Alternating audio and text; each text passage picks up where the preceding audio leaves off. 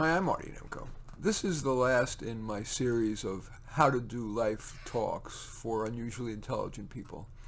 It synthesizes the previous installments and adds some examples. First, honor your intelligence. Before we get to specifics about how to live the life well led, it's important to foundationally honor your intelligence by accepting your superiority without flaunting it, but recognizing your cosmic obligation to use that amazing gift that you've been bestowed. Here are some of the series' specific ideas. Prioritize contribution over the pecuniary. Choose a career that prioritizes contribution over money, whether it be, for example, to be a wise leader, a medical researcher, or a lawyer who fights to ensure that merit triumphs over other factors. Of course, those are just a few examples. There are many ways to live a life of contribution. Consider emphasizing the work part of work-life balance. There are countless brilliant failures. It's so sad to see all that talent squandered. That's like getting $1 million and throwing half of it down the toilet. If you're a very capable person, you might want to let work-life balance be trumped a bit by long hours in the service of something important. And hard work at what you're good at is probably not unhealthy. What's unhealthy is the stress of work that's too hard, too repetitive, physically dangerous, or unethical. Use that good brain of yours to assess relationships with a clear eye. Some people don't feel complete unless coupled. If that's you, do hold out for someone who is your intellectual peer. You'll both respect each other more, and you'll better solve life's inevitable problems. Work hard to avoid high-maintenance partners, no matter how physically attractive. Too problemed or demanding a person imposes too high a price, not just in your relationship, but in tainting your work life, your health, and your happiness. With regard to children, some people feel that having a child has been life's most rewarding experience. But at least among the thousands of high-achieving and happy people that I've worked with and know, many of them feel that the sacrifices of child-rearing are too great, a minimum of 18 years of major restriction on your freedoms. And that assumes a normal child rather than one with serious physical or mental problems, or a child who tends to be oppositional or mean.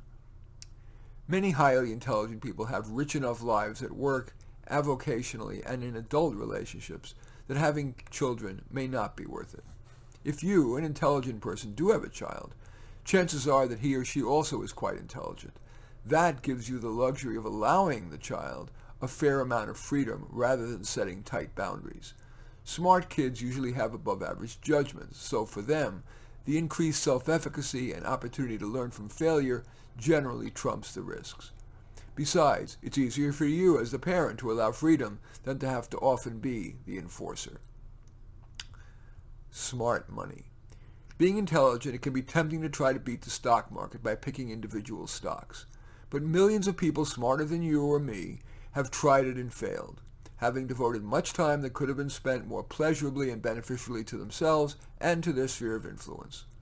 Of course, every person is different, and I'm no licensed financial advisor, but consensus among many top financial experts is that most people would be wise to avoid spending the time on active stock picking, let alone day trading, and just investing in a low-cost all-in-one fund, such as the top-rated Vanguard all-in-one funds. Or, as I do, the riskier part of my portfolio is invested in Vanguard Index Growth Fund Admiral, you can Google that term, and the conservative part of my portfolio is in whatever is the currently top-yielding government-insured bank CD, which I find on bankrate.com. But do note, by the way, I am not paid by anyone to endorse any product. If you're intelligent, prudent, and probably lucky, chances are you have significant discretionary assets, at least by the time you're a little older. Sure, you could spend it on luxuries or give it to your kids now or in your will, but it's often wiser to give significantly to charity as long as you do it wisely. Our hearts, the media, and the church may urge us to give to, quote, the least among us, but while that maximizes virtue signaling, you'll likely do more good by donating to a cause that helps not those with the greatest deficit, but those with the greatest potential to benefit, and in turn to improve their sphere of influence, if not the broader society. I offered it as an example in an earlier installment of the series, mentoring intellectually gifted kids who are in working class or blue-collar public schools. Recreate wisely.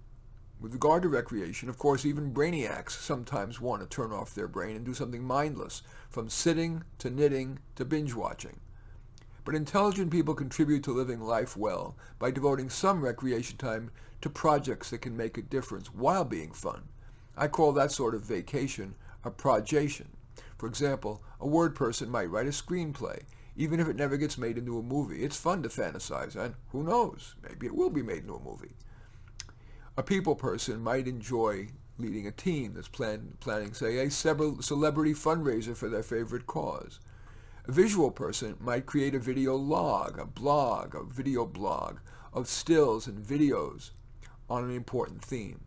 Inventor types might try to develop a solution for an annoyance, for example, a car seat that's easier to put a child into.